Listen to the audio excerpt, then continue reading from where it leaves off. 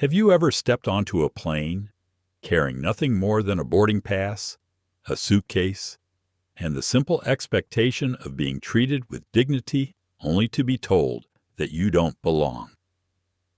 Imagine sitting in the seat you paid for, next to the sister who has walked with you through every moment of your life, when suddenly a flight attendant leans over and insists that your place is not here. What begins as a quiet humiliation quickly unravels into something far larger. Cameras turn on. Voices rise. The cabin becomes a stage, and the world begins to watch. At the center of it all are two young women, calm but unyielding, forced to defend their truth in the face of prejudice. What no one in that cabin realizes is that this confrontation will not end with an argument, or even with security's arrival. It will trigger a phone call so powerful it could bring an entire airline to its knees. How did a simple flight become a fight for dignity that millions would witness? And how did two sisters, with nothing but composure and courage, change the course of aviation history? Stay with us as we unfold this powerful story. And if you believe in voices that refuse to be silenced, don't forget to like this video, share it with others, and subscribe to our channel so you never miss stories that matter. The hum of the aircraft felt steady, almost soothing, as passengers settled into their seats aboard SkyContinental Flight 982, bound from Dallas to Chicago. The overhead bins clicked shut one by one, the cabin crew making their usual rounds with mechanical precision. Yet in row 2, where the buttery leather of first class gleamed beneath the dim cabin lights, a different kind of tension was about to take shape, one that no safety announcement could prepare anyone for. Naomi Ellis adjusted the thin strap of her carry-on and sank into seat 2A. At 18, she carried herself with the quiet composure of someone far older. Her features bore a stillness that only deep discipline could forge. She reached into her bag and pulled out a worn, leather-bound book, its edges softened by years of use. She didn't need the distraction, but reading was her way of marking territory, of showing she belonged, even when others insisted she didn't. Beside her, in seat 2B, her twin sister Maya tilted a glass of cranberry juice toward her lips, pausing mid-motion to grin at Naomi. Maya's energy always contrasted with her sister's restraint, quicker to smile, quicker to bristle. But like Naomi, she too carried an unmistakable aura of strength, the kind instilled from birth, refined by a lifetime of walking into rooms where people expected less from them because of their skin. The cabin felt briefly at peace.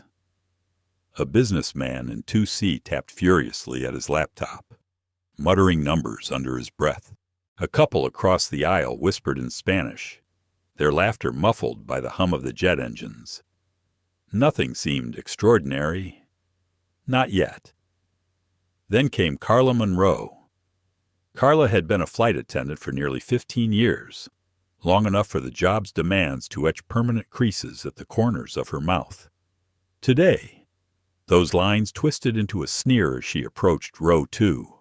Her eyes, dusted with heavy frost blue eyeshadow, swept over Naomi and Maya with a look that was less observation and more indictment. "Well, well," she said, her voice pitched high, every syllable carrying the sting of accusation. "I don't know what kind of ghetto lottery you two hit, but your little joyride in first class ends right now." The words weren't just spoken, they were spat, sharp enough to slice through the recycled air of the cabin. Heads began to turn, eyes flicking toward the sisters. The businessman stopped typing. The laughing couple fell silent. Even the child in row 3 paused mid-giggle, sensing a storm. Naomi lowered her book slowly, deliberately, her calm gaze meeting Carla's venomous stare. She did not blink. Beside her, Maya froze, her glass of cranberry juice suspended midair. her expression a tableau of disbelief. Carla made a grand show of it, rolling her eyes for the benefit of the surrounding passengers, sighing dramatically as though burdened with a task beneath her dignity. "These seats," she continued, "are reserved for paying customers, not for charity cases." The sneer was not subtle. It was not the kind of off-handed remark that could be brushed aside as a misunderstanding. It was deliberate, pointed, designed to humiliate. Naomi said nothing at first. Silence, in her hands, became a weapon sharp, unsettling. But Maya's hand trembled slightly as she set her glass down on the tray table. She looked at her sister, a question in her eyes. Do we fight this now? Do we let it go? In their 18 years together, the sisters had developed a silent language, a bond that required no words. A flicker of the eye, a subtle tilt of the head, was enough. And in that moment, Naomi's glance carried both reassurance and steel. Carla's gaze drifted upward, narrowing at the overhead bin. There, tucked neatly, sat 2 graphite-colored suitcases, sleek and understated. Their matching designs suggested thoughtfulness, perhaps even luxury. But where others might see elegance, Carla saw fraud. She pointed a manicured finger down the aisle toward the economy cabin. Her gesture exaggerated enough to draw a wince from a man sitting behind the twins. "I don't know how you scammed your way up here," she said, her voice climbing louder, sharper. "But your real seats are back in coach. That way." Her finger stabbed the air like a weapon. Naomi and Maya exchanged a glance, one of those half-second conversations that belonged only to them. There was no panic in their eyes, no flustered scrambling to defend themselves. What lived there was weariness. Yes, a lifetime of navigating suspicion, but also something harder, colder, steel. Naomi slipped her hand slowly into the seat-back pocket, her fingers brushing past the in-flight magazine, searching until they found the thin rectangle of her boarding pass. She drew it out with calm precision, as though this were an experiment in patience rather than humiliation. "Ma'am," she said, her voice low, calm, almost gentle, but carrying a clarity that cut through the cabin's silence. "Here is my ticket. As you can see, I'm in the correct seat." The pass was held out with steady fingers, the bold print unmistakable. Ellis Naomi, C2A. Carla snatched the paper with a reptilian quickness, holding it so close to her face, her nose nearly brushed the ink. Her lips pursed into a thin, bloodless line. After a long pause, she shook her head. "This has to be fake," she declared, her certainty absolute. "There is simply no way you could afford these seats. Probably printed this off at home. A nice try. But the show's over." The businessman in 2C shifted uncomfortably. The couple across the aisle exchanged glances. Someone exhaled audibly, a noise caught between disbelief and disgust. Maya's hand moved instinctively toward her phone. Her thumb brushed its side, her eyes hardening as she felt the familiar weight in her palm. She didn't know, couldn't know, that what she was about to do would ignite more than a confrontation. It would spark a chain reaction, a ripple that would reach far beyond the cabin walls, beyond the terminal, beyond even the airline itself. But Naomi's focus did not waver. Her boarding pass may have been dismissed, her dignity challenged, but she would not be shaken. Not here, not now, for in her silence and in Maya's rising resolve, the first spark had been struck, and everyone in that cabin was about to feel the fire. Naomi Ellis did not flinch. She had been taught since childhood that silence often spoke louder than words, that composure unsettled aggressors more than rage. But inside, beneath the practiced calm, A quiet storm gathered. Every fiber of her being screamed at the injustice unraveling before her. Yet she forced her heartbeat into rhythm, steady and controlled. The boarding pass lay in Carla Monroe's hands, and still the woman treated it like a counterfeit bill. Carla held the ticket up, waving it dismissively as though it were no more substantial than a gum wrapper. Her voice carried across the cabin, sharp enough for half the passengers to hear. "You think you can waltz in here with a piece of paper and pretend you belong, sweetheart? I've been in this job long enough to know when something doesn't smell right. And this doesn't." Naomi inhaled deeply, the recycled air of the cabin suddenly thick, metallic on her tongue. She had faced prejudice before, in classrooms where teachers assumed she was less capable, in stores where clerks shadowed her every step. But this felt different. This was public. This was humiliation as performance. Beside her, Maya's fingers tightened around her phone. The device glowed faintly in her palm, a silent reminder of the power she held. One tap could turn their private degradation into a public trial. Yet she hesitated. Was it worth it? Would filming help, or would it only make them targets of greater hostility? She looked at her sister, searching Naomi's face for permission. Naomi gave nothing away. Only her eyes, steady as a metronome, conveyed the truth. Do what you must. Maya's thumb slid across the screen. The camera app bloomed open, the little red icon pulsing in the corner. She wasn't just recording, she was live. Her heart raced as she watched the numbers flicker. 4 viewers, 9, 32. The digital crowd was gathering, small but real, their invisible presence filling the cabin with witnesses. Carla noticed the phone, and her expression soured, fury blotching her cheeks. "Put that away," she snapped, her voice rising an octave.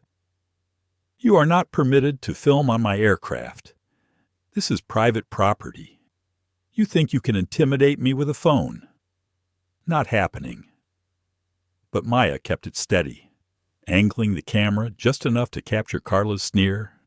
Her voice, calm yet laced with steel, cut through the growing silence. "Can I get your name? Please, I want to make sure I spell it correctly for the caption."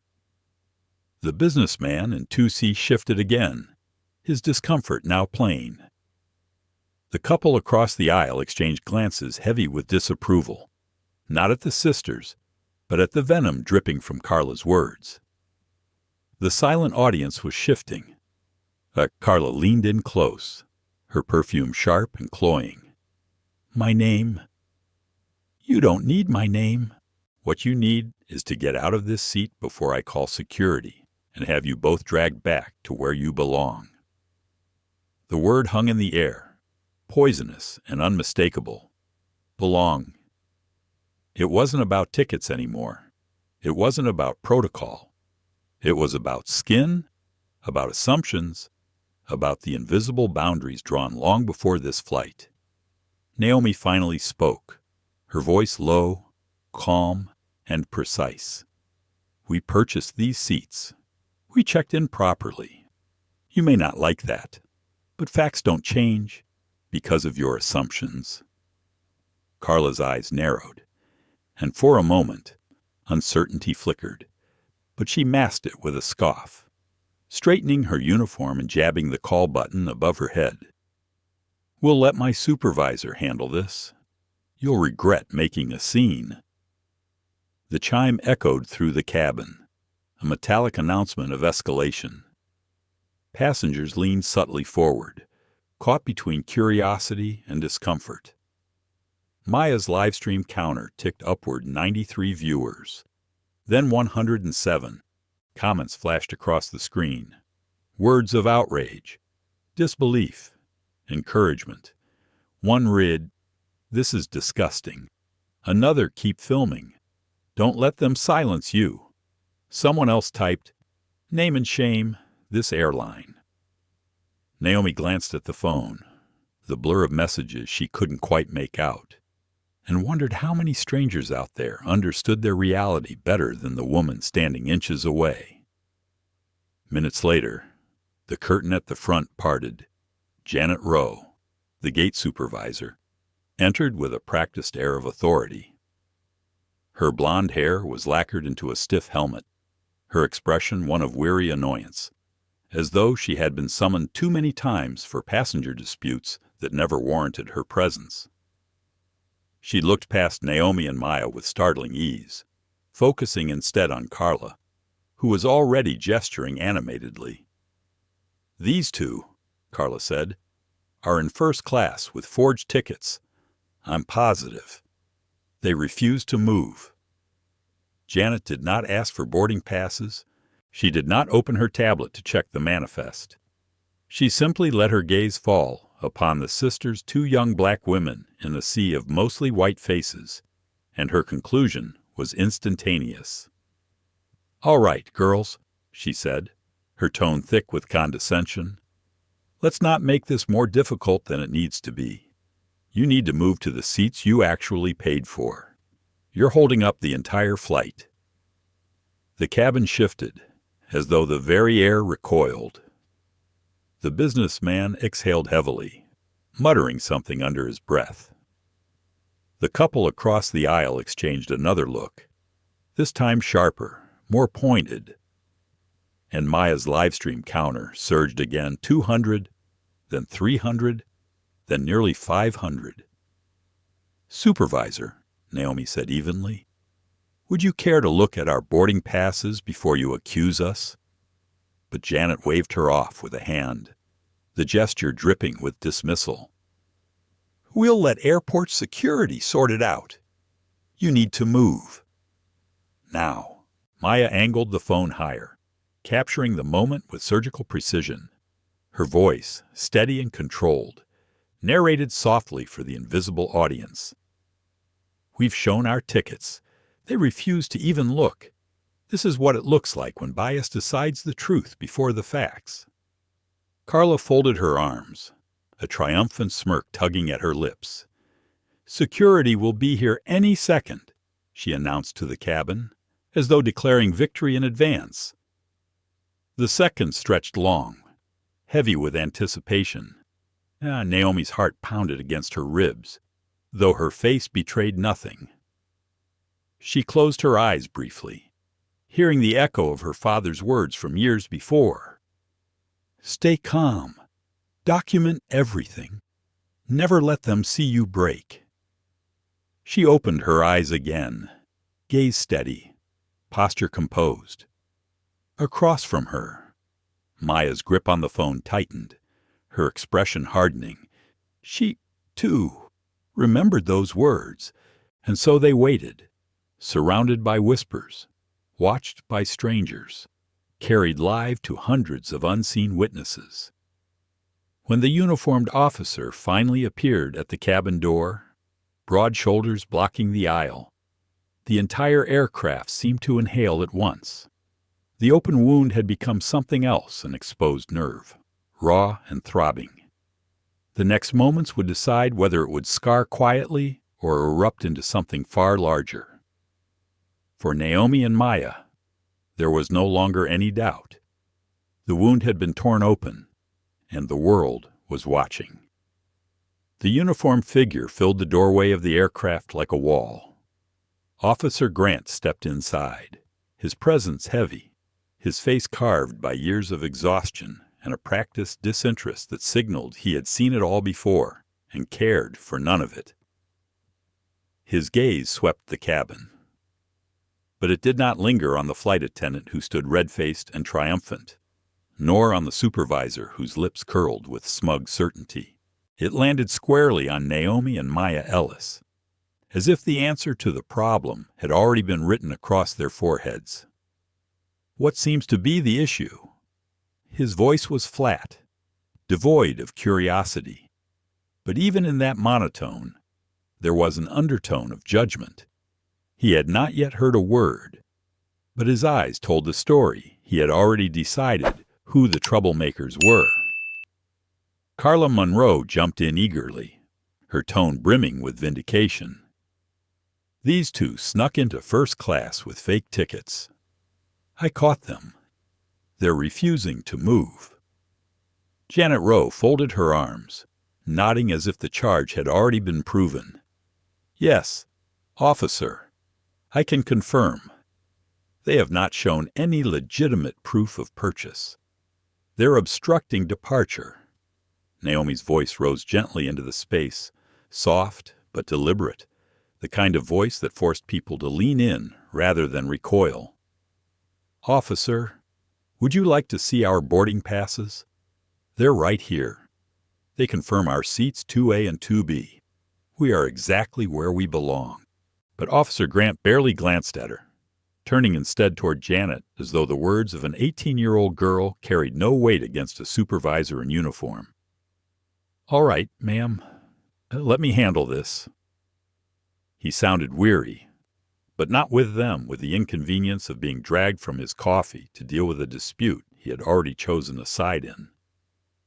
Maya's phone trembled slightly in her hand, not from fear, but from the adrenaline coursing through her veins. The live stream counter blinked upwards again, 700, 800, nearly 1,000. Comments flooded in faster than her eyes could track. Some begged her to hold on. Others demanded the airline's name. A few promised to record, to spread, to make sure no one forgot what was happening in this cabin. Naomi caught the faint reflection of the phone screen in the cabin window. Her chest ached with a mixture of dread and pride. This was no longer just about them. They were standing in a ring of fire. Yes, but beyond the flames, there was a crowd gathering, an unseen jury watching in real time. Ma'am, Officer Grant said, addressing Janet again. Are you requesting removal? Janet nodded, her face etched with a certainty that felt rehearsed. Yes. They are not authorized to be here. We can't allow them to delay the flight. The businessman in 2C finally spoke, his voice low but firm, each word edged with frustration. I saw her boarding pass. It said 2A. She belongs here. His laptop was now shut. His eyes narrowed at Janet as though he could not believe what he was witnessing.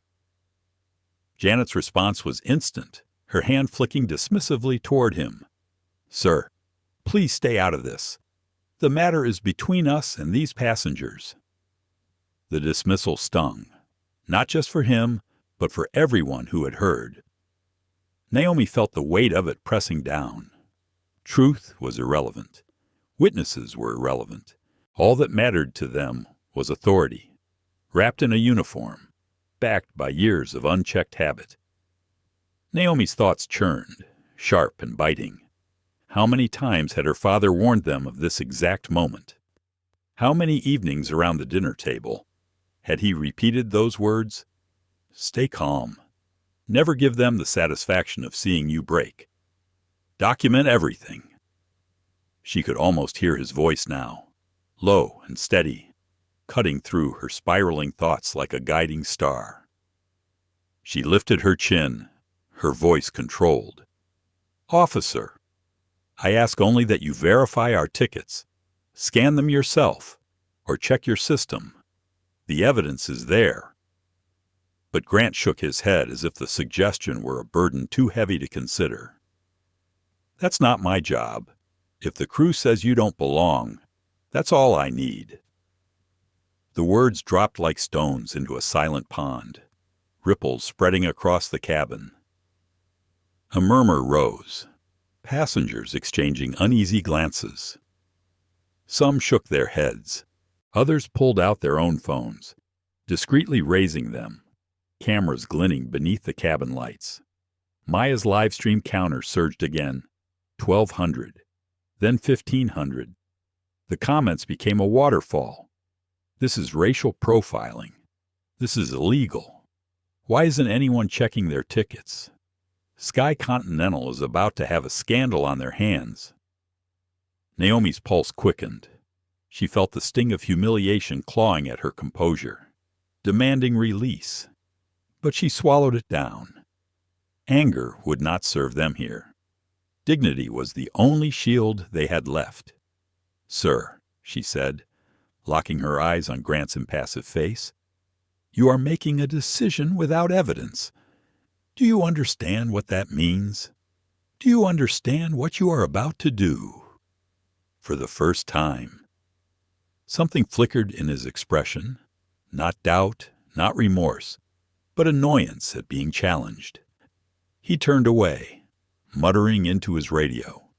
His words clipped and bureaucratic, requesting backup, potential trespass situation. The businessman in 2C let out a disbelieving laugh, his voice louder this time. "Trespass. They showed you their tickets. What else do you need?" This is absurd. Naomi wanted to thank him, but she knew better than to shift focus now. Her role was not to argue with the passengers or even to convince the officer. Her role was to endure, to hold the line, to remain unbroken so that when the truth finally shattered the lies, no one could say she had faltered. Maya's hands shook slightly, but her voice was steady as she spoke toward the phone. "They refused to even scan our tickets. They're calling it trespass. This is what injustice looks like when it wears a uniform." The words echoed in Naomi's chest. She turned her face toward the window, staring out at the tarmac where the sun glinted off the wings of nearby planes. How strange, she thought, that an aircraft built to carry people across vast distances could also become a cage of prejudice so small it suffocated. When the second officer arrived, the tension snapped taut. Officer Daniels was younger than Grant, but his jaw was set with the rigid confidence of someone eager to prove himself. He strode down the aisle, eyes already locked on Naomi and Maya like prey marked for removal. "What's the situation?" he demanded. "Unauthorized passengers in first class," Grant replied. "They're refusing to comply." Daniels didn't even glance at the boarding passes still clutched in Naomi's hand. His voice was clipped, final. "Ladies, you've got two choices. Move to the seats you paid for, or face arrest for trespass." The silence that followed was unbearable. Naomi could hear her own heartbeat, heavy and insistent. For a moment, her composure cracked inside, doubt clawing at her. Was it worth it? Was this the hill to stand on? Would resisting only bring them harm, brand them as troublemakers in headlines that never cared for nuance? She closed her eyes, and in that darkness, she saw her father's face, his steady gaze, his unyielding belief that dignity mattered more than comfort. His words whispered back through time. "They will try to take from you what cannot be taken. Do not give it freely." She opened her eyes again, her decision made. The steel returned to her spine. "Officer, we are not trespassing.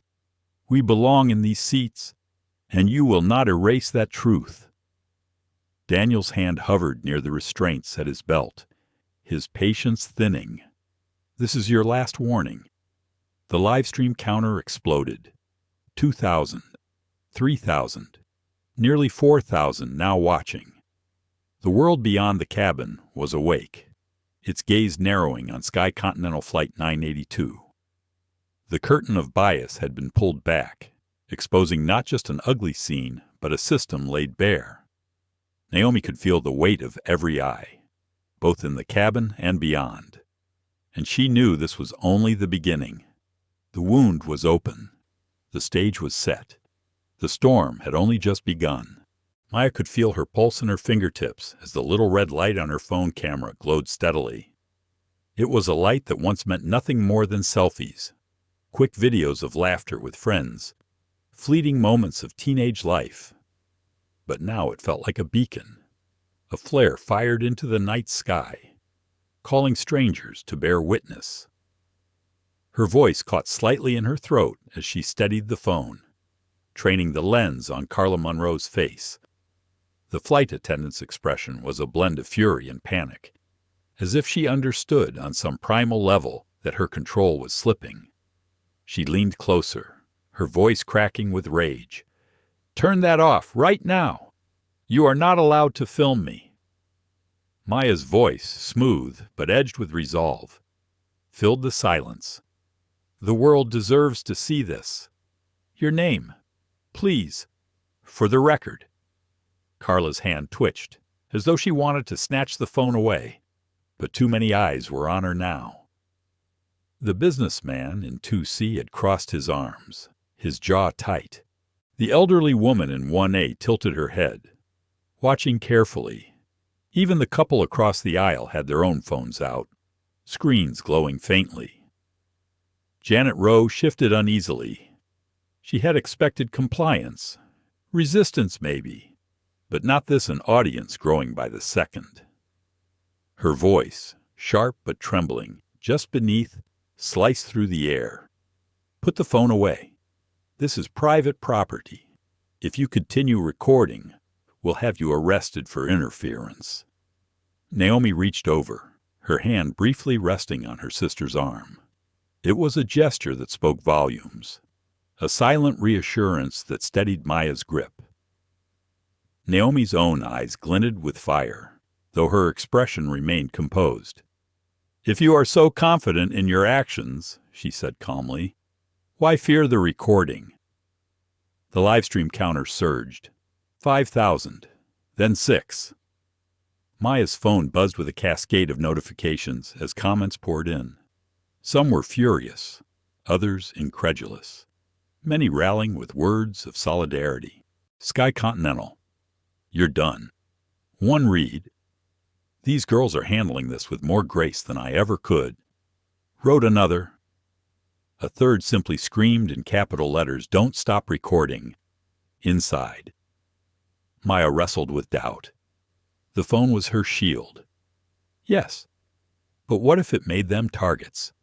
What if the officers saw it as defiance, as provocation? She bit the inside of her cheek, tasting copper, and forced herself to breathe. No, this was the only lifeline they had. Without it, the story would vanish into silence, written later by those who would twist it beyond recognition. Naomi's heart ached as she watched her sister's face. She could see the fear hiding beneath Maya's steel, could feel the tremor in her hand. She wanted to take it all away, to shoulder the burden herself, but she knew better. They were in this together, as they always had been. Carla jabbed the call button again, her voice shrill. "Captain, we need assistance up here immediately. We have a major situation." Her words carried into the cockpit, and moments later, Captain Harris's voice floated over the intercom, smooth and detached. "Ladies and gentlemen, we're experiencing a minor delay at the front of the aircraft. We should be underway shortly. Thank you for your patience. Minor delay." Naomi felt the bitter irony of the phrase. To him, it was a blip on a schedule. To her and Maya, it was a moment that could alter their lives forever. Officer Daniels stepped forward, his patience thinning by the second. "This live stream ends now. Hand me the phone." Maya's grip tightened, her knuckles white. For a moment, panic surged. Should she surrender it? Protect herself from escalation? She glanced at Naomi, searching for guidance. Naomi's calm gaze anchored her again. "No," Maya said simply. Her voice was quiet but resolute. "The recording continues." The live stream counter leapt to 7,000. The comments were a torrent now, scrolling too fast to read. "Media needs to see this. Is anyone screen recording? They are trying to silence them." The invisible crowd had turned into an army, and Maya felt their presence bolstering her resolve. Naomi leaned slightly forward, her voice directed at Officer Grant. who stood looming just behind Daniels. "You have not verified our tickets. You have not asked for identification. You are basing your judgment on nothing but assumptions. Is this how you intend to enforce the law?" Grant's jaw tightened, but his eyes flickered uneasily. He had not expected to be challenged so directly, especially by a girl barely 18. Daniels, however, scoffed, his voice dripping with disdain. "Don't lecture me. The rules are clear, and you're breaking them." Naomi wanted to laugh at the absurdity. Rules, she thought. Whose rules that bent and twisted depending on who sat in the seat? She swallowed her anger and spoke instead with the precision of a blade. "The only rules broken here are the ones you've decided don't apply to us." Maya's phone buzzed violently, the flood of comments nearly crashing the stream. 10,000 viewers now. 10,000 strangers watching every move, every breath. The pressure was suffocating and liberating all at once. She whispered, barely audible, "Naomi, they're watching. All of them." Naomi's lips curved in the faintest of smiles. "Good," she murmured. "Let them." Janet stepped forward, exasperation radiating from every line of her posture. "Enough. You're disrupting this flight, and you're scaring other passengers. Officer, remove them now." A murmur rose from the cabin. The businessman in 2C shook his head, his voice carrying further this time. "They're not disrupting anything. You are." His words drew nods from several rows back. The couple across the aisle whispered furiously, one of them raising their phone higher to record. Naomi caught it in the corner of her eye. Slowly, quietly. The passengers were shifting. What had begun as silence and complicity was turning into something else. Witnesses were becoming participants. Daniel's hand moved toward his belt again, the faint rattle of plastic restraints audible in the tense silence. Maya's chest tightened, her breath shallow, but she refused to lower the phone. Her father's voice rang in her head now, echoing the same lessons Naomi remembered. Never let them strip you of your dignity. It is the one thing they cannot take. Naomi's thoughts, however, wandered briefly to a darker place. What if this escalated beyond control? What if her sister was dragged down the aisle in front of these people, immortalized forever on the internet as another nameless victim? She clenched her fists against the armrest, forcing the fear back down. No, not nameless, not voiceless, not this time. Maya spoke again, louder this time, her words directed into the camera. "My name is Maya Ellis. My sister is Naomi Ellis. We are in our assigned seats, 2A and 2B on SkyContinental Flight 9A2. We showed our tickets. They refused to acknowledge them. They are threatening us with arrest." The words were like sparks dropped into gasoline. The comments surged in response. Journalists, lawyers, activists began tagging one another. Screenshots spread across platforms. The live stream was no longer a small fire. It was a wildfire. Carla's face twisted with panic now, her earlier smugness cracking under the weight of so many eyes. Janet's lips pressed into a thin line, her authority unraveling as the cabin turned against her. Even Officer Grant shifted uncomfortably, his confidence draining. Only Daniels stood defiant, his jaw clenched, determined to prove his control.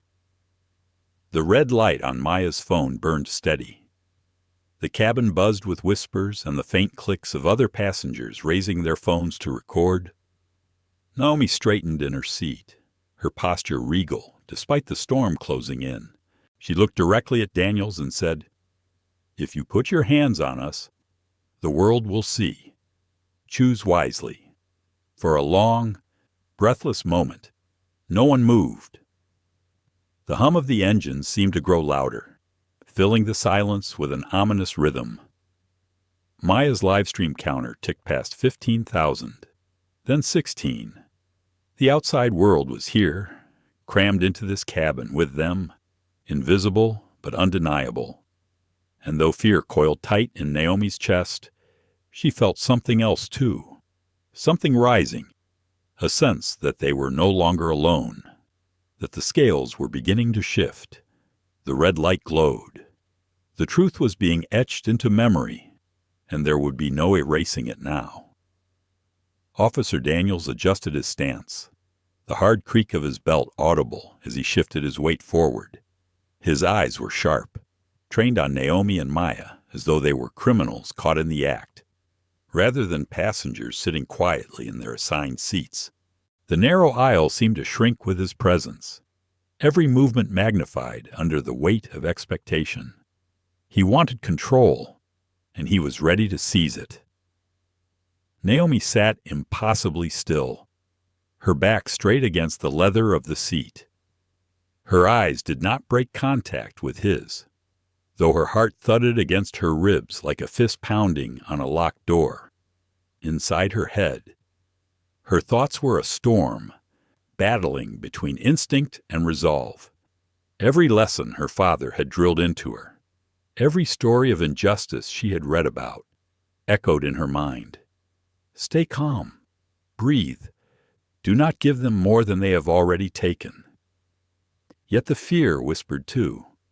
What if they don't care who is watching? What if this ends badly? Maya shifted slightly beside her, phone still raised, the red glow steady. The live stream counter ticked upward like a heartbeat. 17,000, 18, 19. She could hear the faint vibration as comments poured in. Words of encouragement, cries of anger, promises to share and spread. But the phone was not armor. It was a fragile shield, and the weight of two armed men in uniforms pressing down on her made her arm tremble. Daniels spoke, his voice louder than before, meant for everyone in the cabin. This is your final warning. Either you get up and move to coach, or you will be physically removed from this aircraft. Do you understand? Janet Rowe crossed her arms and exhaled heavily, satisfied, her expression dripping with the smug confidence of someone who believed the matter was about to be settled in her favor. Carla Monroe stood to the side, her lips twisted into a vindictive smile, her hands resting on her hips as though she had orchestrated a personal victory. Naomi's gaze flicked briefly to the faces around her. The businessman in 2C leaned forward, his eyes blazing, ready to intervene again. The elderly woman in 1A pressed her lips together, her frail hands folded tightly in her lap, as if holding herself back from speaking. Across the aisle, the couple whispered furiously, their phones raised openly now.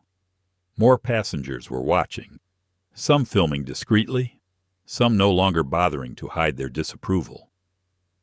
Naomi inhaled, slow and deliberate.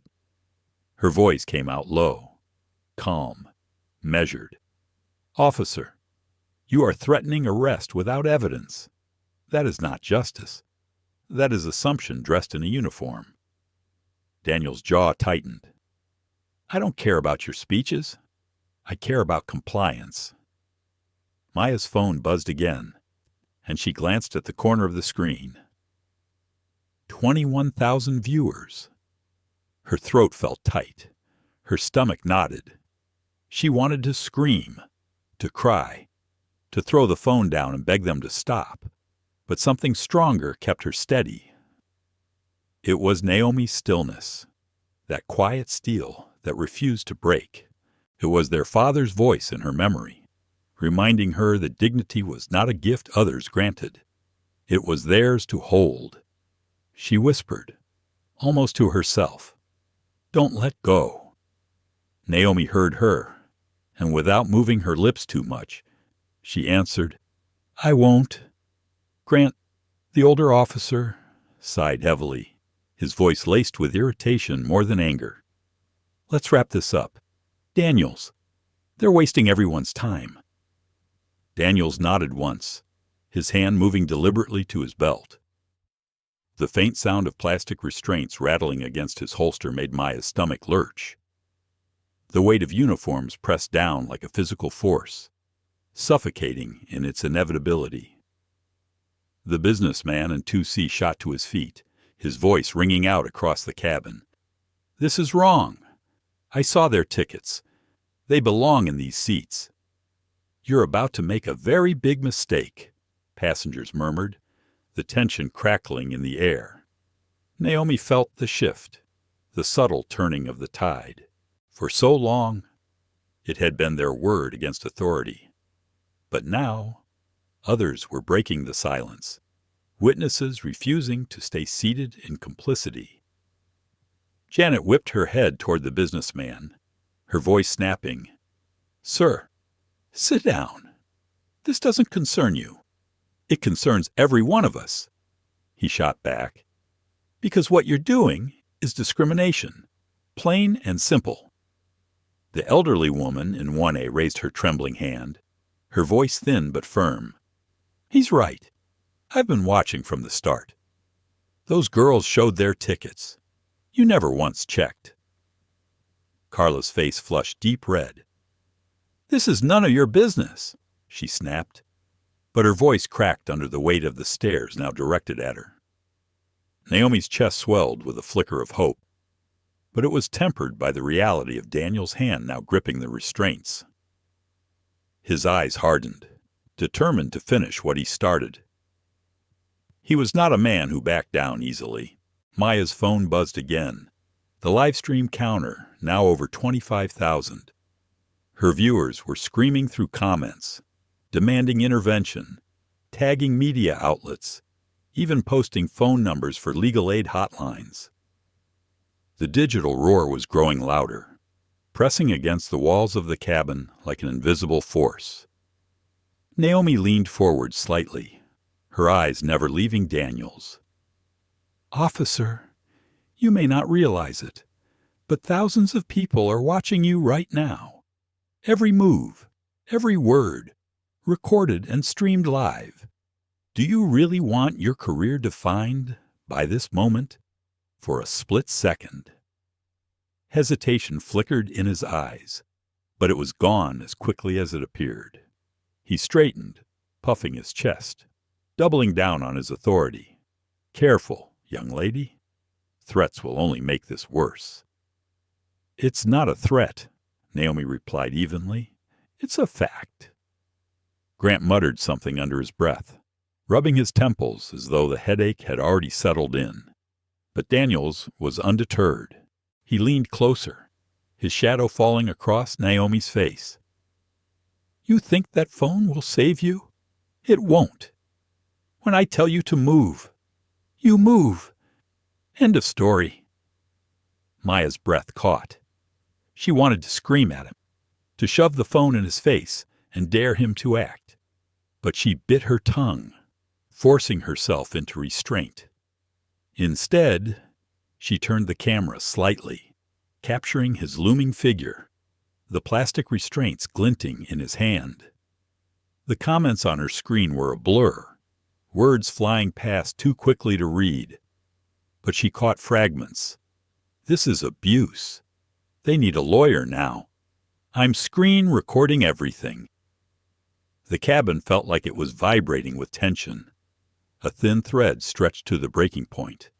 Naomi's calm was the only anchor. She kept her gaze locked on Daniel's, her voice steady.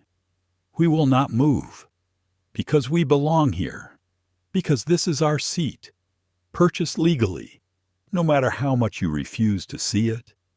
Daniel's nostrils flared, his patience unraveling. He raised the restraints higher, the plastic catching the cabin light. "Then you leave me no choice." Maya's livestream counter blinked 30,000. The hum of the engine seemed to fade beneath the sound of her own pulse, the roar of the unseen crowd echoing through her phone. And as Daniel stepped closer, Naomi knew the weight of uniforms was about to crash down upon them. But she also knew something else. They were no longer just two young women on a plane. They were symbols now, unwilling martyrs of a struggle they had not chosen but could no longer escape. The moment was upon them, heavy as stone, impossible to ignore, and the world was watching. Naomi sat perfectly still, her eyes trained on Officer Daniels, who loomed over her with plastic restraints ready in his hand. The silence in the cabin was no longer the silence of apathy. It was heavy, tense, filled with the breath of dozens of passengers who could sense that something had shifted. Every second felt stretched thin, brittle as glass, waiting to shatter. Maya's phone trembled in her grip, not from weakness, but from the weight of responsibility pressing down on her. The live stream counter flickered again. 33,000, 35, 37. The comments blurred so quickly across her screen they became a river, angry and insistent. She caught fragments, words like racism, lawsuit, share this now. Each new comment was a spark thrown into an already raging fire. Naomi's purse sat at her side, the zipper slightly open from when she had retrieved her boarding pass earlier. As the tension rose, its contents shifted just enough to reveal a glint of black metal. A card, sleek and unmistakable, lay partially visible beneath the folded flap of a receipt. A passenger in the row behind leaned forward, his eyes catching the detail. He squinted, recognizing the symbol, the American Express Centurion card. The black card, an invitation-only mark of wealth so exclusive that most people would never even see one. The passenger's eyes widened. He glanced at Naomi, then at the officers, then at the phone still streaming live. He leaned back slowly, his lips pressed into a thin line. The picture forming in his mind did not match the one being painted by the flight attendant or the officers. Another small detail slipped into view as Naomi shifted her leg. A slim leather case had fallen halfway between the seat cushions, its corner poking out. The edge of a business card glimmered under the cabin light. Embossed in precise lettering were two words, Ellis Aeronautics. It was only visible for a moment, but the businessman in 2C noticed. His eyes narrowed with sudden clarity. He opened his laptop again, fingers flying across the keys. Not to work this time, but to send an email. Across the aisle, the couple with their phones leaned closer, whispering. "Did you see that one muttered? That card. That's no fake ticket." Their voices were hushed, but the current was spreading. More passengers began noticing, piecing together the quiet clues scattered across the scene. The expensive luggage, the understated elegance of Naomi's handbag, the calm poise of both sisters. Nothing about them fit the image of fraud that Carla Monroe had painted. And yet Carla stood rigid, her arms crossed, her expression fierce with self-righteousness. Janet Rowe mirrored her stance, convinced of her own authority. Officer Daniels remained unmoved, the restraint still dangling in his hand. Their eyes were blind to the truth that lay inches from their faces, so consumed by prejudice that evidence became invisible. Naomi knew what they were missing. She could feel it pressing against her side, the weight of proof they refused to acknowledge. But she also knew this was not the time to flaunt it. To reveal it herself would be to surrender to the game on their terms. To fight for validation she should never have had to provide. Instead, she sat tall, letting the silence stretch, her composure itself becoming a form of resistance. Maya angled the phone carefully, capturing not just Daniels, but also Carla and Janet, their faces flushed with anger and certainty. Her voice slipped into the recording, soft but firm. They ignore the evidence. They ignore the truth, because to them, our skin is enough. The live stream counter surged past 40,000. Comments screamed across the screen. A prominent civil rights account had picked up the stream and shared it. Journalists were tuning in. Screenshots spread across Twitter, TikTok, Facebook. Hashtags sprouted and multiplied. What had begun as a live stream watched by a handful of friends was now a national conversation. Inside, Maya felt a mixture of fear and awe. She could barely comprehend the scale of it, the thousands of eyes now focused on them. But she knew one thing with certainty: she could not stop now. Her arm ached from holding the phone steady, but she refused to lower it.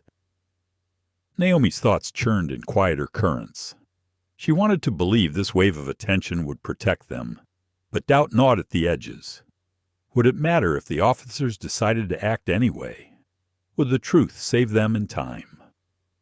She inhaled slowly, forcing the doubts down, reminding herself again of her father's words: calm, dignity, control. The businessman in 2C cleared his throat, his voice stronger this time.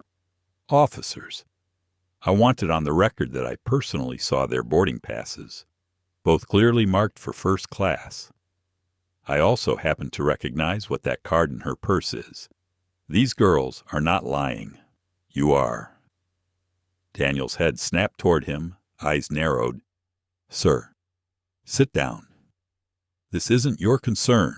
It is my concern, the man replied evenly, when I'm watching blatant discrimination unfold in front of me. The elderly woman in 1A added her frail but steady voice. I've lived a long time. Officers. And I've seen this pattern too many times. You're not interested in facts. You're interested in making these girls disappear into coach because you don't think they belong here. Carla gasped, her face twisting in indignation. How dare you? I know what I saw. What you saw, the woman replied, her eyes narrowing, was your own prejudice. The cabin buzzed with murmurs, voices layering one over the other. Some passengers still remained silent, shifting uncomfortably in their seats, but more and more were speaking up. Phones dotted the cabin now, little screens raised like lanterns in the dark, each one a witness. Maya turned her camera to capture the faces of those speaking. They see it too, she said, her voice breaking just slightly with the weight of the moment. We are not alone. The live stream counter blinked again. 50,000. Comments exploded across the feed. Some were demands for immediate intervention. Others were tagging news organizations. CNN picked this up. Someone called the FAA. This is going to blow up. Naomi felt the tide shifting. It was subtle, fragile, but real. The power dynamic was changing. The walls of authority cracking under the combined weight of truth, technology, and witnesses. She exhaled slowly, her lips trembling just slightly before settling again into stillness. Daniels looked around the cabin, his expression souring as he realized the crowd was no longer passive. He muttered something to Grant, frustration etched in every line of his face. Grant rubbed his temples again, muttering back, though his words were too low to catch. But Maya caught something else, a buzz against her leg. Naomi's phone, lighting up on the armrest. The screen flashed with a single word. Dad! Naomi reached for it, her hand pausing just above the screen. Her heart clenched. She knew he must have seen by now, must have heard whispers, maybe even glimpsed the live stream. Her instinct was to answer immediately, to let his voice steady her. But fear of escalation held her back. If she answered, if she revealed his identity now, would it protect them or make everything worse? The phone buzzed again. And again, Maya whispered, almost too quietly for the camera to pick up. Answer him. Naomi hesitated, her chest tight, the decision heavy. The live stream counter flickered again, climbing towards 60,000. The world outside was waiting. Inside, the weight of uniforms pressed down. But the invisible truth was starting to push back, and Naomi knew the moment of decision was coming. It was only a matter of time before silence gave way to revelation. The phone buzzed again, Naomi's father's name glowing on the screen. But the pressure of the cabin left her frozen. Around her, the atmosphere had shifted from uneasy silence to something volatile, alive, like static before a lightning strike. Officer Daniels stepped closer, the aisle barely wide enough for his looming frame. His hand gripped the plastic restraints tightly now, no longer hidden at his belt, but dangling openly. A threat made flesh. His voice, cold and clipped, reverberated through the cabin. "You've had enough chances. Move to the back or face arrest. I won't ask again." Naomi's spine pressed firmly against the seat back. Her hands lay flat on her lap, deliberately calm, refusing to rise in defense or aggression. Her eyes never left his, even as her heart pounded in her chest with suffocating force. She heard the faint tremor of her own breath, but held it steady, forcing composure into every muscle. Maya angled the phone higher, capturing Daniel's towering figure, his clenched jaw, his outstretched hand. The live stream counter ticked relentlessly upward. 60,000, then 70, then more. The comments screamed across her screen. A blizzard of outrage. "They're about to arrest her. Keep filming."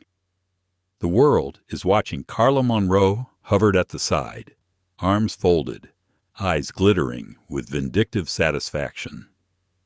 Janet Rowe stood rigid, her face pale but resolute, clinging desperately to authority. Officer Grant shifted uneasily behind Daniels, his features drawn tight with fatigue and regret. He did not move to stop his colleague, but his discomfort was visible, a hairline crack in the uniform wall. Naomi's thoughts spiraled in conflicting currents. Fear pressed sharp against her ribs, whispering that compliance would end this ordeal, that moving to the back would save them pain. But deeper within, something stronger rose. She thought of her grandmother waiting in Chicago, of the sacrifices carved into her family's history, of the countless injustices borne quietly by those before her. She could not surrender now, not when the world was watching, not when dignity demanded resistance. She heard her father's voice in her memory, steady as stone. "If the day comes when they try to take what you have rightfully earned, do not yield. Your silence will not protect you. Your fear will not protect you. Only your truth, held steady, will." Naomi lifted her chin, her voice even, her words deliberate. "Officer, you are threatening to arrest me for trespass when I hold a ticket for this very seat. You are ignoring evidence because of what I look like. That is not law. That is prejudice." Her words rippled through the cabin like a shockwave. The businessman in 2C shot forward again, his voice sharp.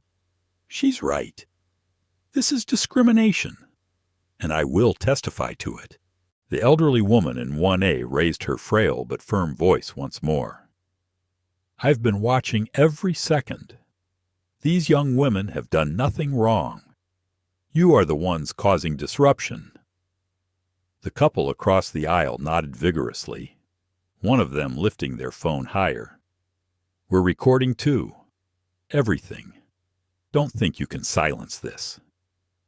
Daniel's jaw clenched harder. "Enough of this circus." He snapped. He lunged forward, reaching for Naomi's wrist. Plastic restraints poised to bind her hands. Gas erupted across the cabin. Maya's breath caught, her arm quivering as she kept the phone locked on the scene. The live stream exploded. 80,000, 90,000. Comments flooding in too quickly to read. "This is assault. Contact the media now. They're hurting her. Naomi did not flinch as his hand closed around her wrist. She felt the rough grip, the heat of his skin, the humiliating force. But she did not pull away, did not fight. Instead, she turned her head deliberately toward her sister's phone, staring into the lens with eyes burning steady. Her voice, clear and resonant, filled the cabin and the unseen world beyond. "My name is Naomi Ellis. I am 18 years old. I purchased this seat legally, seat 2A, on SkyContinental Flight 982. This officer is arresting me without cause. This is what injustice looks like." The cabin erupted. The businessman in 2C stood fully, shouting, "Stop this immediately." She has proof of her ticket. Passengers in rows behind lifted their phones. Recording. Voices overlapping in outrage. "This is wrong. You can't do that." We all saw her ticket. Daniels ignored them, yanking the restraint tighter, pulling Naomi's arm behind her back. Pain shot through her shoulder, but she kept her face calm, her eyes still locked on the camera. Maya's chest heaved, panic clawing at her throat, but she forced herself to keep filming, her voice breaking as she spoke. "They're arresting her. For nothing. For sitting in her seat." The livestream counter soared. 100,000. The comments were now a hurricane. Journalists tagging editors, lawyers offering free representation, activists calling for boycotts. The sisters were no longer just passengers. They were symbols, and the world was rallying. Officer Grant stepped forward finally, his voice lower, uneasy. "Daniels, maybe we should." But Daniels cut him off sharply. "No, they need to learn the rules." Naomi's body bent slightly as he forced the second restraint around her wrists. Her skin burned, but her resolve only deepened. She lifted her head again, her voice trembling but unbroken. "Dignity cannot be taken. It can only be given away. And I am not giving mine away." Maya's tears spilled over now, streaking down her cheeks. But her phone remained steady. Her live stream captured everything her sister bound. Passengers shouting, officers pressing forward, authority unraveling under the weight of its own arrogance. The elderly woman in 1A rose shakily to her feet, gripping the seat in front of her for balance. "I am a retired judge," she declared, her voice cutting through the chaos. "I will testify in court that what is happening here is unlawful and discriminatory." Her words added fuel to the fire. More passengers rose, voices blending into a chorus of outrage. "We're witnesses, too. You can't get away with this. Everyone is filming." The cabin had become a battlefield of voices, authority on one side, truth and resistance on the other. The hum of the engines was drowned out by the clash of words, by the electric crackle of history in the making. Naomi closed her eyes briefly, her breath ragged, the plastic biting into her skin. For a moment, despair threatened to swallow her whole. But then she heard the roar of voices around her, saw the glow of dozens of phones raised high, felt the strength of Maya's trembling but unyielding grip on the live stream. And then she heard the phone buzzing again from the armrest, her father's name glowing once more. Her lips curved into the faintest smile. The storm was far from over. In fact, it was only just beginning. Naomi's wrists burned where the plastic restraints bit into her skin. Every movement sent a sharp sting down her arms, but her face remained composed, her eyes locked firmly on the aisle ahead. Maya's phone caught it all, the trembling camera lens magnifying the raw tension. The counter flickered past 120,000 viewers. The phone on the armrest buzzed again. The screen lit up with the name that made Naomi's chest clench. "Dad!" The sound seemed louder than the angry voices, louder than the passengers' protests, louder than the officers' orders. Maya's eyes darted to the phone, then to her sister. Her lips formed a single word, answer. For a moment, Naomi hesitated, her breath caught, her heart pounding in her chest with suffocating weight. She thought of what it would mean to bring him into this moment.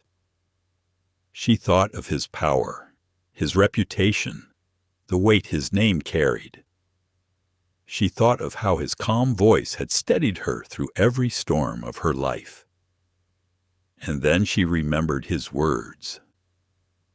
If the day comes when they try to erase your truth, don't face it alone. Call me. Naomi exhaled, steady and sure. She leaned forward, pressing the green icon with her restrained hands as best she could. Switching the phone to speaker, the cabin seemed to inhale all at once, every ear straining. A deep voice filled the air, calm but commanding, resonant enough to cut through the chaos like a bell. Naomi, sweetheart, are you all right? The cabin froze. Conversation stilled. Passengers leaned forward, and even Officer Grant's hand faltered. Daniels gritted his teeth but held firm, though his knuckles whitened around the restraints. Naomi's throat tightened, emotion threatening to crack her composure, but she forced steadiness into her voice. We're okay. Dad, we're just having a little confusion about our seats on SkyContinental Flight 982. Dr. Adrian Ellis's voice carried the weight of a man who commanded boardrooms, advised generals, and testified before Congress. Calm, precise, but laced with steel. Confusion, he repeated, the single word heavy with cold fire. Is that what we're calling restraints on my daughter's wrist, Maya? Are you recording? Yes, sir, Maya answered quickly, her voice trembling but clear. It's live. Everyone can see. The live stream counter surged. 150,000. The comments blurred into a flood of exclamation points. Disbelief. Outrage. The name Ellis began popping up in capital letters. Viewers were connecting dots. Carla Monroe's smirk cracked. Janet Rowe's face drained of color. Officer Grant took a half step back, his eyes narrowing as recognition dawned. Daniels stood firm, but sweat pricked at his temples. Doctor. Ellis's voice was level, almost conversational, but each word struck like a gavel. Officers, I want you to listen carefully. My executive office purchased those first-class seats weeks ago. Confirmation numbers, payments, and passenger manifests are all documented. My daughters are exactly where they belong. What you are doing right now is unlawful. Naomi lifted her head, looking directly into the phone. Her eyes glistening, but her voice strong. Dad, they said we forged our tickets. They never checked. They just assumed. Doctor. Ellis inhaled slowly, audibly enough for the phone to carry it through the cabin. Assumptions, he said, his tone quiet but razor sharp. Assumptions have cost companies billions. Assumptions have toppled empires. And today, they are about to dismantle SkyContinental Airlines. The cabin buzzed with whispers. The businessman in 2C straightened, his eyes wide. The elderly woman in 1A clasped her hands tightly, her gaze shifting between the sisters and the officers. Across the aisle, the couple exchanged a look that spoke of realization. Maya's phone vibrated violently, notifications flooding. News outlets had joined the stream. Screenshots were going viral. Hashtags blazed across Twitter and TikTok. A trending topic was forming before their eyes. Daniels shifted, irritation etched into every line of his face. Sir, with all due respect, this is a security matter. We can't let what Dr. Ellis interrupted smoothly. You can't let two young black women sit in the seats they paid for. You can't let the truth interrupt your prejudice. Officer, you are not dealing with a security matter. You are dealing with a civil rights violation unfolding on camera before hundreds of thousands of witnesses. His words echoed through the cabin like thunder. Daniels faltered, his grip loosening just slightly on Naomi's restraints. Grant stepped further back, unease plain on his face. Carla's lips parted, her eyes darting nervously. Janet swallowed hard, her carefully constructed facade cracking under the weight of consequence. "Doctor," Ellis continued, his voice low but commanding, "I will give you one opportunity to correct this mistake before it becomes irreversible. Remove the restraints from my daughter, verify the tickets you refuse to check, and return them to the dignity they are owed." For the first time since boarding, Naomi saw doubt flicker in Daniel's eyes. His jaw clenched, his pride warring with the reality that the situation was spiraling beyond his control. Grant rubbed his temples, muttering quietly, "Daniels, maybe we should step back. Just check the tickets." Daniels glared at him, but the silence of the cabin pressed harder than his pride. Dozens of passengers, dozens of phones, 170,000 live-stream viewers, all of them waiting for his next move. Naomi's wrists ached, but her heart beat steady. She leaned toward the phone again, her voice trembling with emotion but clear. "Dad, we didn't break. We stayed calm, just like you taught us. Doctor?" Ellis's voice softened for a moment, paternal warmth seeping through the steel. "I know, sweetheart. I'm watching, and I'm proud of you both, more proud than words can hold." The livestream counter jumped again, 180,000. The comments became a torrent of support. "These girls are incredible. Their father is a legend. SkyContinental is finished." Daniels finally released his grip, the restraints slackening around Naomi's wrists. His face was pale with frustration, his authority dissolving under the weight of consequence. Grant moved quickly, fumbling with the ties until they fell away. Naomi rubbed her wrists gently, the red marks raw against her skin, but her face held only quiet resolve. The cabin erupted in murmurs, some relieved, some still furious. The businessman in 2C spoke loudly, his voice ringing with triumph. "About time. This never should have happened." The elderly woman in 1A nodded firmly. They should be apologizing on their knees. Maya kept the camera steady, capturing every second. She whispered into the microphone, her voice trembling with tears. "We're okay. He's here. He's with us. Doctor." Ellis's voice filled the cabin one last time, quiet but absolute. "SkyContinental will answer for this. Every single person responsible will be held accountable. But right now, I want my daughters safe.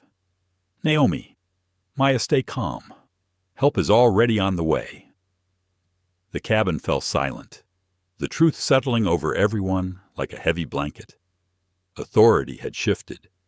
Control had changed hands, and the world, both inside and outside that plane, knew nothing would ever be the same again. The restraints clattered to the floor, the plastic snapping against the cabin's carpet as Officer Grant's trembling hands finally released Naomi. The red marks on her wrists were stark against her skin, but she did not flinch, did not rub them. She simply lowered her arms to her lap, lifted her chin, and sat with the composure of a queen reclaiming her throne. Maya angled her phone toward her sister, capturing the moment. Her voice wavered, but carried enough force to pierce the silence. They put restraints on her. For nothing. For sitting in her seat. Everyone can see it now. The livestream counter blinked past 200,000. The scrolling comments were a blur of outrage, disbelief, and demands for accountability. Lawyers offered their services in real time. Journalists shouted in capital letters that they were on their way to the airport. Activists promised protests, boycotts, lawsuits. The sisters had become a rallying cry, and the world was no longer just watching, it was mobilizing. "Doctor," Ellis's voice still poured from the phone speaker, calm but laden with authority. "Naomi, Maya, listen to me. You are not alone. I am on another line with legal counsel and the FAA. SkyContinental will answer for this in full." Carla Monroe's face had lost its earlier smugness. Her lips were pale now, her eyes darting nervously between the sisters, the phone, and the sea of passengers staring at her. Janet Rowe's posture had collapsed into stiff silence, her jaw clenched, but her authority visibly crumbling. Officer Daniels, however, still clung to the shreds of his pride. His voice rose, brittle with defiance. "This doesn't change the fact that they caused a disruption. They resisted orders. That alone is grounds for removal." The businessman in 2C erupted, his voice cutting through the cabin like a blade.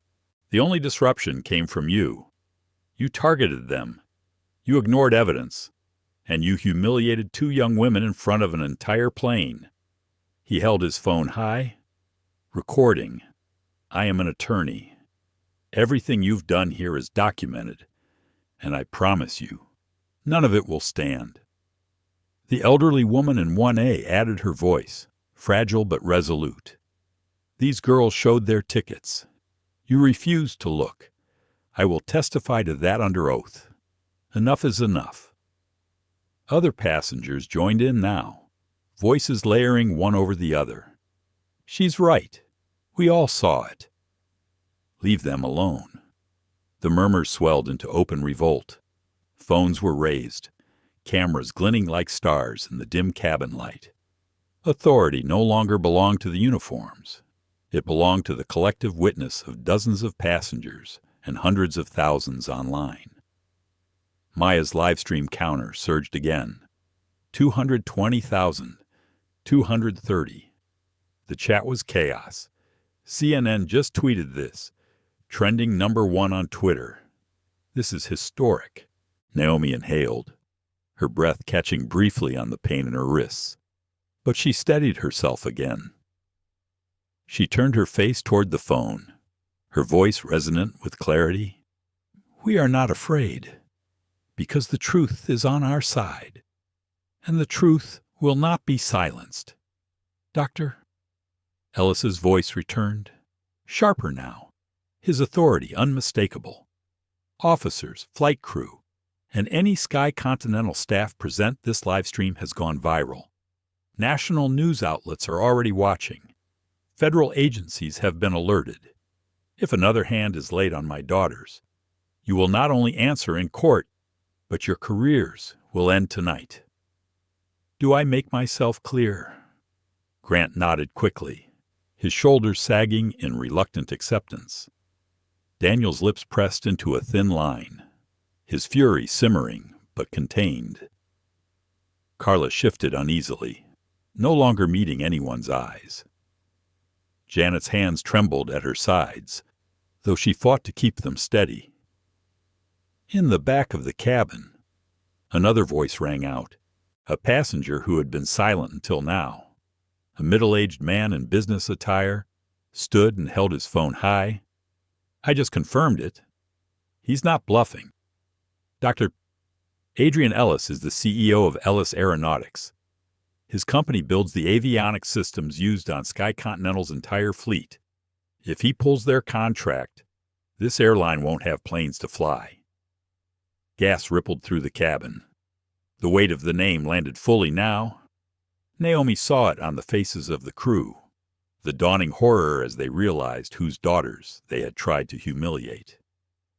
Carla's knees seemed to buckle slightly. Janet's lips parted, her voice faltering. That can't be true." But the businessman in 2C confirmed it, his voice steady. "It is. I know the name. Everyone in aviation does." and you've just crossed him." Maya's phone nearly slipped from her hands as the comments exploded. News outlets tagging Ellis Aeronautics, reporters confirming connections. Her stomach churned with the sheer magnitude of it. They had started the morning as two sisters traveling to see their grandmother. Now they were the center of a firestorm, shaking the foundations of a global airline. "Doctor." Ellis's voice cut through again, calm but deadly. "Janet Rowe, Carla Monroe. Officers Grant and Daniels remember your names. They will be known by morning, not because of what you imagined about my daughters, but because of what you did in truth." Janet's face drained to white, her eyes wide. Carla stammered, We were just following protocol. There is no protocol for prejudice." "Doctor," Ellis interrupted, his voice slicing the air. "What you followed was bias. What you enforced was discrimination, and now you will face accountability." The cabin erupted again, passengers clapping, some even cheering. The atmosphere was electric. The balance of power completely shifted. Daniels muttered under his breath, but he did not step forward again. Grant leaned back, his expression resigned, his authority crumbling. Carla looked ready to cry, her earlier bravado shattered. Janet stared at the floor, her career flashing before her eyes. Naomi sat taller, her wrists raw but her spirit unbroken. She turned to the passengers, her voice ringing with gratitude. "Thank you. Thank you for standing with us. This isn't just about us. It's about everyone who's ever been told they don't belong." Maya's camera captured every face, the supportive passengers, the trembling crew, her sister's quiet strength. The live stream counter blinked past 250,000. It was no longer just a video. It was a movement. In corporate headquarters miles away, SkyContinental executives were watching the same stream in horror. Monitors glowed red with plummeting sentiment analysis. Phones rang off the hook. The CEO herself, Margaret Lane, was being pulled out of a quarterly earnings meeting and into a storm she could not control. Onboard Flight 982. The revolt had already begun. Authority no longer belonged to uniforms, to smug supervisors, or to flight attendants wielding bias.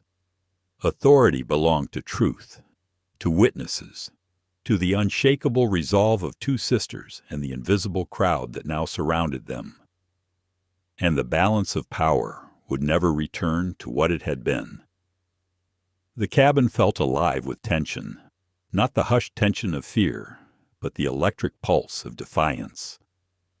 Dozens of phones glowed like tiny lanterns, their cameras trained on Naomi, on Maya, on the officers who now stood frozen in the aisle. Authority had slipped from their grasp, replaced by something far larger than any of them could control. Maya's phone shook in her hand, not from fear, but from the flood of notifications buzzing against her palm. The counter blinked past 300,000 viewers. Her chest heaved with disbelief. Each second, more strangers joined, flooding the comments with outrage, solidarity, and demands for accountability. It was no longer just a live stream. It was a tidal wave. Naomi rubbed her sore wrists, the red indentations vivid under the cabin lights. She did not look at the marks. She kept her gaze level, her posture unshaken, her presence commanding. Her silence now was louder than Carla Monroe's shrill orders had ever been. "Doctor." Ellis's voice still carried through the phone speaker, steady and absolute. "Naomi, Maya, you've held yourselves with courage beyond measure. And now, others are watching. SkyContinental's leadership is already scrambling. Stay calm. Stay strong." At that very moment, in a gleaming boardroom hundreds of miles away, Margaret Lane, the CEO of SkyContinental, stood at the head of a long glass table. Her assistant had shoved a tablet into her hands, the live stream playing in real time. She had watched Officer Daniels restrain Naomi, had heard Dr. Ellis's voice thunder through the cabin, had seen the counter of viewers skyrocket with every passing second. Her blood ran cold. The Ellis name was not one to cross. She knew it well. Every executive in aviation did. Ellis Aeronautics supplied the avionics systems that kept her airline's fleet in the air. They were not just a contractor. They were a lifeline. Around her, board members whispered frantically. Analysts showed plummeting stock numbers on glowing screens. The airline's value was hemorrhaging in real time. Sentiment dashboards lit up red. Thousands of angry mentions per minute. Hashtags demanding boycotts. Margaret Lane pressed a trembling hand to her temple. "Get me on that plane. Now."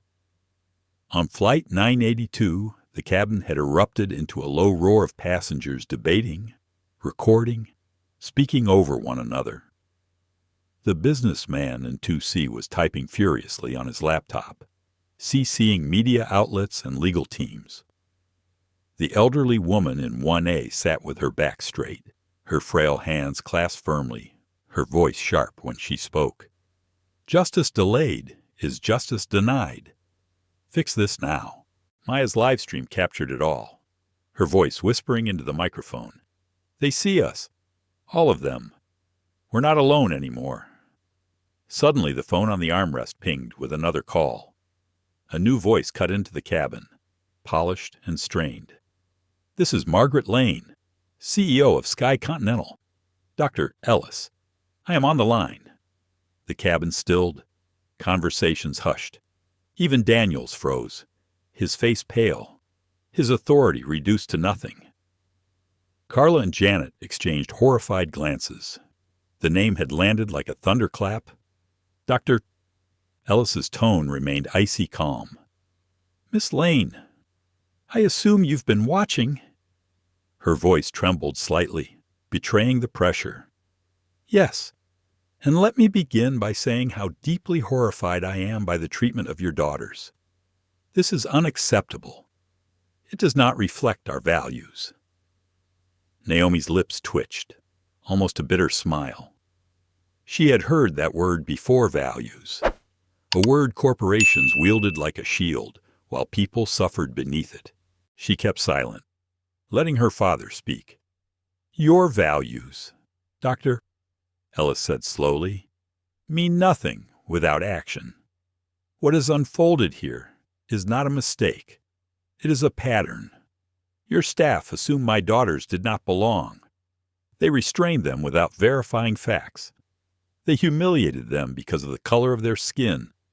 And it is all documented, broadcast live to the world. So tell me, Miss Lane, what will you do?" Margaret swallowed hard. She glanced at her boardroom, dozens of eyes fixed on her. Every second of silence was another blow to the company's reputation. "Dr. Ellis, I assure you, immediate disciplinary action will be taken. Those responsible will be removed from duty, and I will personally ensure a full investigation." Her words felt scripted, polished by decades of crisis management. But they carried no weight in the cabin. Naomi heard the emptiness in them. So did the passengers. The businessman in 2C muttered under his breath. "Not good enough." Maya's livestream chat erupted. "Fire them now. Too late for apologies. This airline is done. Dr. Ellis's voice darkened. "Apologies are meaningless. What I require is accountability, immediate and public, or SkyContinental will no longer exist as an airline." Gas filled the cabin. Carla covered her mouth. Janet's shoulders slumped. Daniels clenched his fists, but his authority was ash. Margaret's voice wavered. "Dr. Ellis, please. We can resolve this without drastic measures. You mistake me, Miss Lane. Dr. Ellis said, his words precise and cutting. "I do not bluff. Ellis Aeronautics has a contract worth billions with your airline. My company holds the keys to your fleet's navigation and safety systems. I am prepared, right now, to terminate that contract under Clause 14, subsection B, the Dignity Clause. Do you know what that means?" Margaret closed her eyes briefly, the word stabbing through her. She knew exactly what it meant. Grounded planes, lawsuits, financial collapse. Naomi sat straighter, her chest swelling with a strange mix of pride and sorrow. She had never wanted her father's power to enter her life this way, never wanted the world to see the weight he carried. But she also knew what it meant to have him on their side now. It meant survival. It meant justice. Maya's tears streaked down her cheeks, but her voice carried strength as she whispered into the microphone. "This is bigger than us now. This is about change." The livestream counter surged again. 350,000. 400,000. The chat was chaos. Viewers urging immediate action, demanding reform, calling for heads to roll. The Ellis sisters were no longer passengers on a plane. They were a movement. Margaret Lane's voice cracked. "Dr. Ellis, please. I am prepared to make immediate changes. The staff involved will be terminated effective today. Our leadership team will undergo mandatory training, and we will establish a fund, in your daughters' names, if they permit it, to address systemic bias within aviation.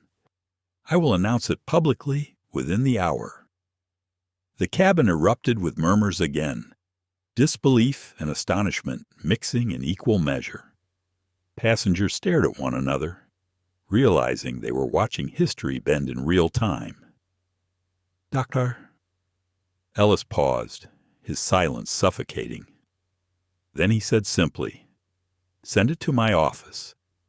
Within 60 minutes, or your planes will remain grounded indefinitely." Margaret's voice was tight, choked with defeat. "Yes, understood." The line clicked, silence falling heavy in the cabin. Naomi exhaled shakily, her eyes closing for a moment. Maya lowered her phone slightly, her arm trembling from the weight of holding it aloft for so long. Passengers began to clap. It started softly, a ripple at first, then louder, until the cabin filled with applause. The businessman in 2C was on his feet, clapping hard, his face lit with vindication. The elderly woman in 1A smiled faintly, her frail hands meeting in steady rhythm. Others joined in, the sound swelling into thunder. Naomi opened her eyes, the applause washing over her like a tide. She whispered to her sister, "We didn't break." Maya wiped her tears with the back of her hand, smiling faintly through the exhaustion. "No, we didn't." The livestream counter ticked higher still. Nearly 500,000 viewers. The world outside the plane was already ablaze. News vans racing to the airport, headlines writing themselves. Inside Flight 982 history was unfolding seat by seat, word by word, witness by witness, and the sisters, once dismissed as imposters, now sat at the center of a storm that would change an entire industry. The applause in the cabin slowly faded, leaving behind a silence that was no longer heavy with fear, but charged with expectation. Naomi sat with her back straight, her wrists raw, but her spirit unshaken. Maya lowered her phone slightly to stretch her aching arm, then raised it again, determined to capture every moment. The counter blinked past 500,000 viewers, a number neither sister could truly fathom. The intercom cracked alive with a sharp burst of static. For a moment, no one moved. Then the voice of Captain Harris filled the cabin, heavy with something deeper than protocol. "Ladies and gentlemen, this is your captain. I want to acknowledge that what has taken place here today is unacceptable. On behalf of the entire crew, I extend my deepest apologies to Miss Naomi Ellis and Miss Maya Ellis. You did not deserve this.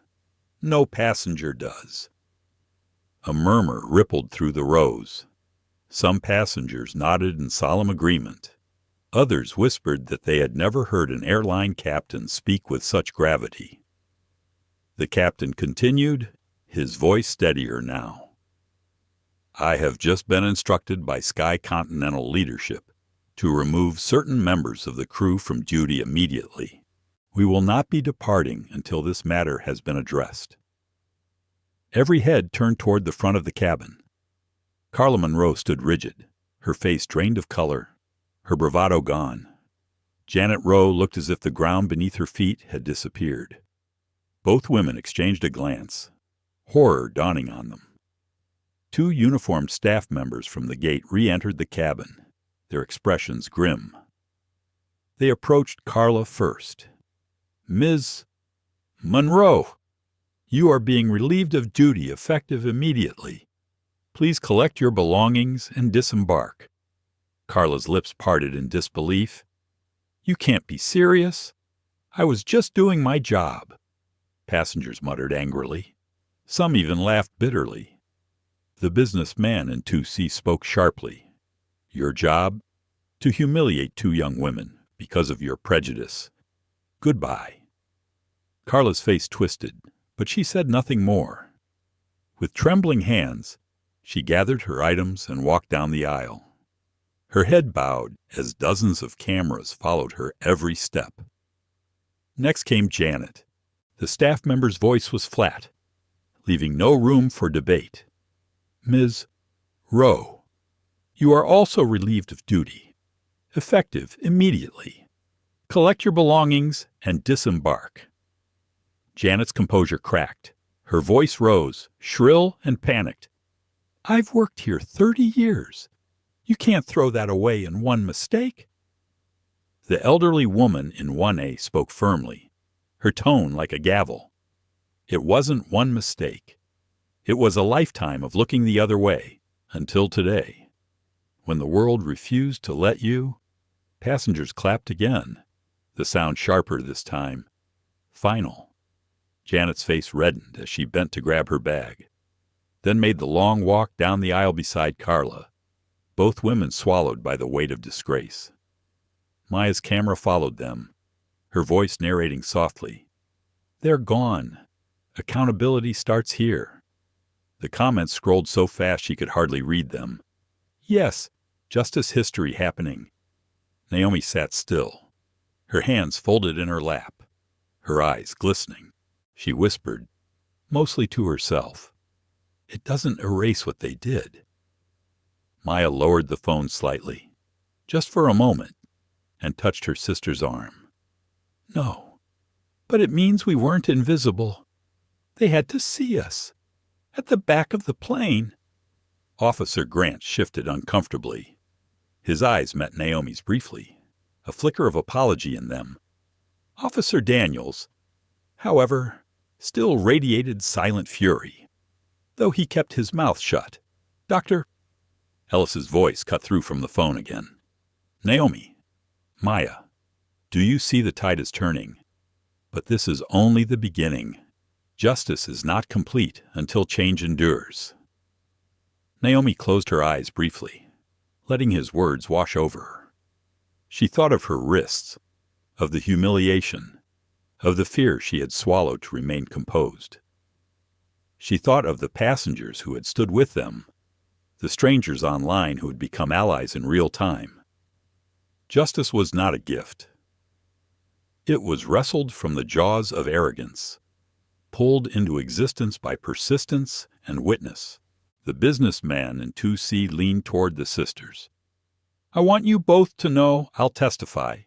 I'll provide my video to your legal team. And I'll do it gladly, the elderly woman added, her voice unwavering. And so will I. I may be old, but I've still got a voice, and I'll use it for you. Naomi smiled faintly. gratitude flickering across her features. "Thank you, both of you." Maya turned her phone to capture them, her voice soft but resolute. "This is what solidarity looks like. This is how we fight back." The live stream counter surged again. 600,000. Reporters had joined the comments now, leaving names and outlets. Viewers from around the world typed in dozens of languages, their fury universal. Naomi shifted in her seat, pain still gnawing at her wrists, but her mind was sharper than ever. She leaned slightly toward her sister. "Do you think this will really change anything, or will they just try to bury it once the news cycle moves on?" Maya swallowed hard, her eyes shimmering with unshed tears. "It depends on us, on how long we keep shining the light." Their father's voice returned, firmer now. "She's right. Change doesn't happen by itself. But today, the whole world has seen the truth. That can't be buried. Not anymore." For the first time since the confrontation began, Naomi allowed herself to relax slightly, her shoulders loosening. She wasn't naive. She knew the fight was far from over. But she also knew something undeniable: they had won this battle.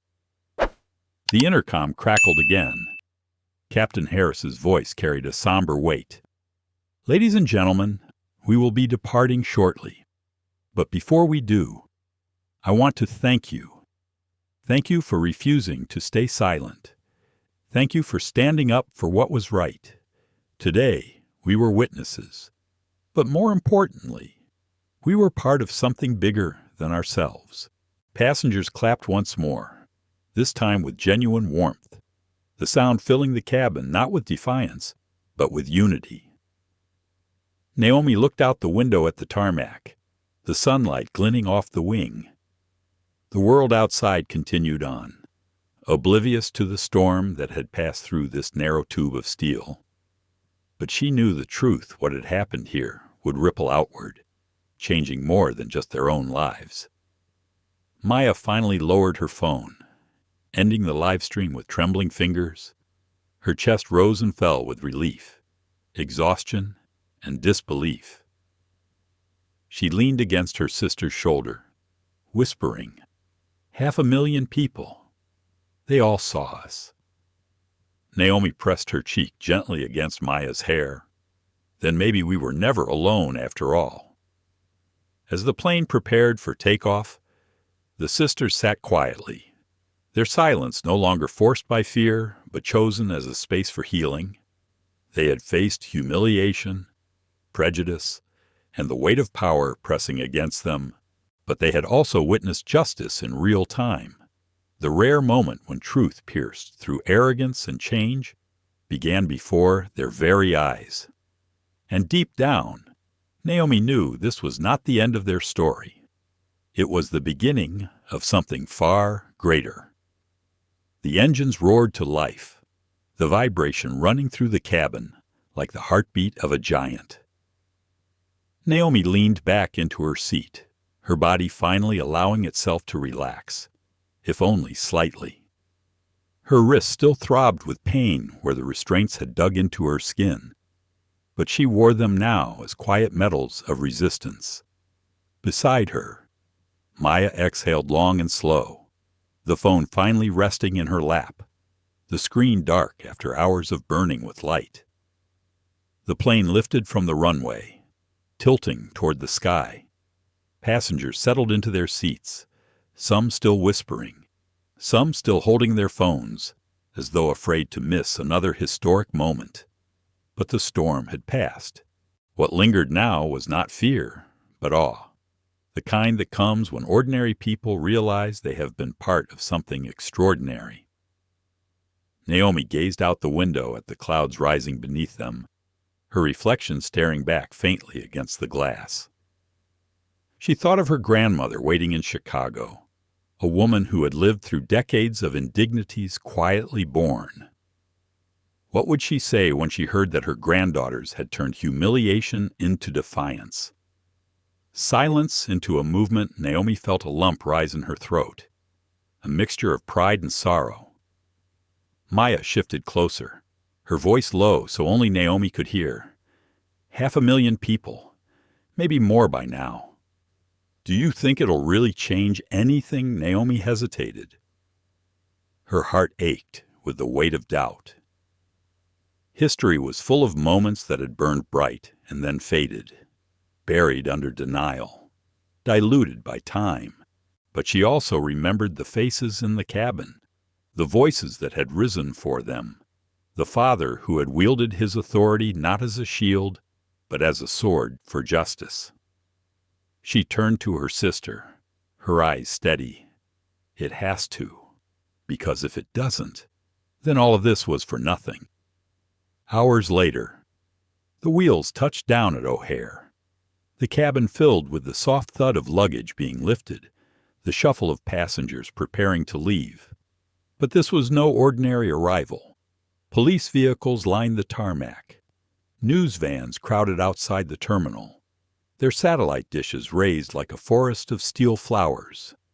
Reporters swarmed the gate, their cameras hungry for images, their voices sharp with questions. Naomi and Maya walked down the jet bridge flanked by federal agents who had been summoned by their father. The air outside buzzed with flashing lights and shouted questions. Naomi, how do you feel, Maya? Did you expect this?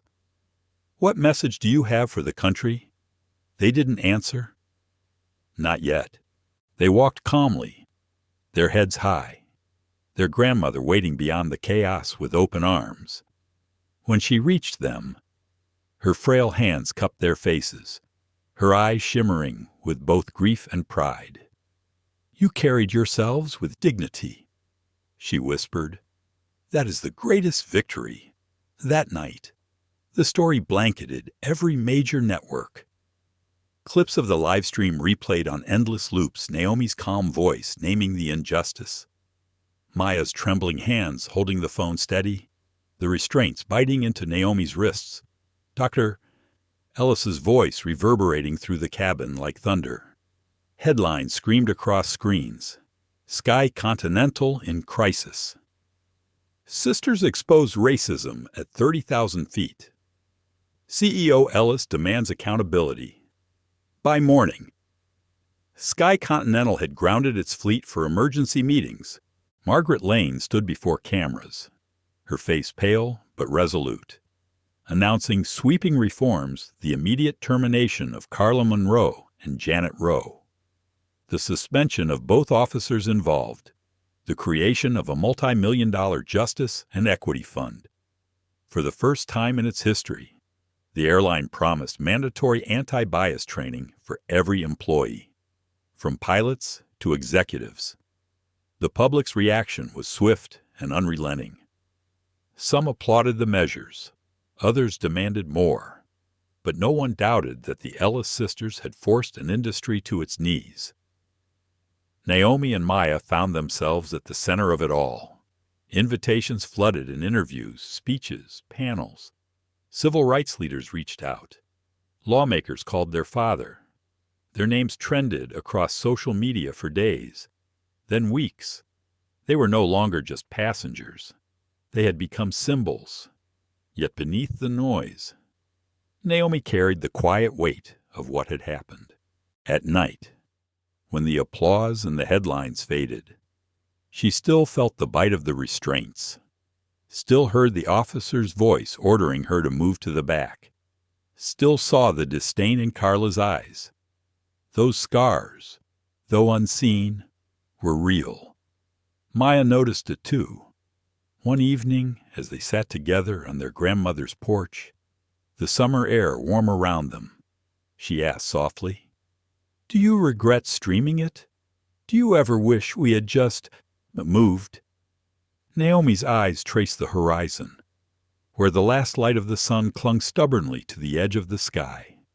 Sometimes, she admitted, because it was terrifying, because I hate that we had to go through it at all.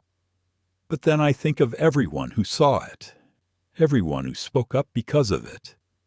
If we hadn't, it would have just been another story buried, another moment forgotten, and I can't regret shining a light. Their father joined them then, his presence grounding as always. He looked at them, his voice gentle. You turned injustice into a catalyst. That is no small thing. But remember, daughters, this is not the end of the fight. The world will try to move on. It is your voices, your persistence, that will keep the change alive. Naomi met his gaze, her eyes clear. Then we'll keep speaking, not just for us, for everyone who's been silenced. Weeks turned into months. The Ellis sisters testified before Congress, their calm, articulate words helping to shape new legislation, the Passenger Dignity and Safety Act, aimed at protecting travelers from discrimination and ensuring accountability for airlines. Their testimony was broadcast nationwide, their voices resonating in halls of power once closed to people like them. SkyContinental, under relentless scrutiny, followed through on its promises. Other airlines, fearful of facing their own Ellis moment, adopted similar reforms. The ripple spread across the industry, a shift no one could ignore. But for Naomi and Maya, the most important change was quieter. It was in the letters they received from strangers who had faced similar injustices and finally felt seen. It was in the messages from young girls who said they wanted to be pilots, lawyers, or leaders because of them. It was in the knowledge that their dignity had not just survived, but had ignited something greater. On a crisp autumn morning months later, Naomi sat once again on a plane, her sister beside her. The cabin was quiet, the hum of the engine steady. She glanced at her reflection in the window and felt a calm she hadn't known in a long time. Maya nudged her shoulder, smiling faintly. You ready for the next flight? Naomi smiled back, her eyes steady. Always. The plane lifted, the world falling away beneath them. And for the first time since that day on Flight 982, Naomi felt not just the weight of what had been, but the promise of what could be. Because sometimes, one moment of injustice doesn't just break you, it remakes the world around you. What happened on SkyContinental Flight 982 was more than a confrontation in first class. It was a mirror, reflecting the prejudice still embedded in the spaces we trust most. Two sisters boarded a plane expecting only to travel, and instead found themselves carrying the weight of a much larger fight. Their dignity was tested, their composure challenged, but they stood firm in doing so. They forced an entire industry to confront its own failures. In the days that followed, policies shifted, contracts trembled, and an airline bent under the weight of accountability. But beyond the corporate statements and public apologies lies the real story, the strength of two young women who refused to be erased, and the voices of passengers and strangers around the world who stood with them. Their courage reminds us that justice doesn't happen in silence. It happens when we choose to speak, to witness, to hold power accountable. And it asks us a question that lingers long after the plane has landed. What will you do when it's your turn to stand? If this story moved you, let it not end here. Like this video, share it with those who need to hear it, and subscribe to our channel. Together, we can keep telling the stories that matter. Stories that challenge injustice, celebrate dignity, and remind us of the power we hold when we refuse to look away.